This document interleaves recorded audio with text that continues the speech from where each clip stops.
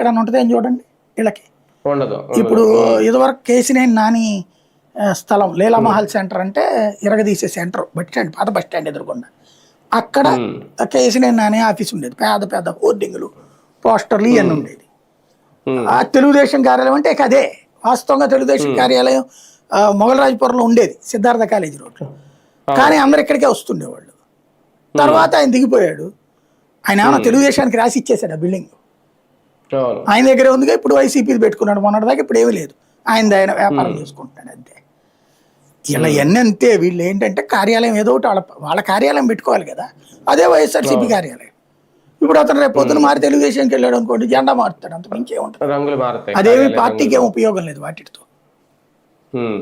వీళ్ళ వల్ల పార్టీకి అధినేతకు ఒక ఉపయోగం ఏంటంటే, ఇప్పుడు ఆ మైలవరం అతనుకో లేకపోతే ఆ అనంతపురం జిల్లా అతనుకో ఇట్లాంటి వాళ్ళకి సొంత డబ్బులు ఖర్చు పెట్టుకున్నాడు కదా జగన్, అట్లాగా వీళ్ళతో అవసరం ఉండదు, వీళ్ళ డబ్బులు వీళ్ళే ఖర్చు పెట్టుకుంటారు, అంతే తేడా.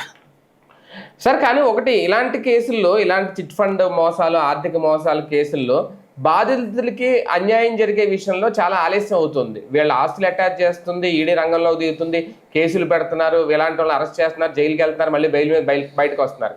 కానీ బాధితులకు మాత్రం న్యాయం జరగట్లేదు. అది ఎప్పటికి జరుగుద్దో కూడా మనకు తెలియదు అన్నట్టుగానే ఉంటుంది. దాని విషయంలో మరి ప్రభుత్వాలు ఎందుకు పట్టించుకోవు? ప్రభుత్వాలు చిత్తశుద్ధి ఉండదండి. మనకి ఓట్లు వస్తాయి అనుకుంటే చేస్తారు ఏదైనా సరే. రెండవది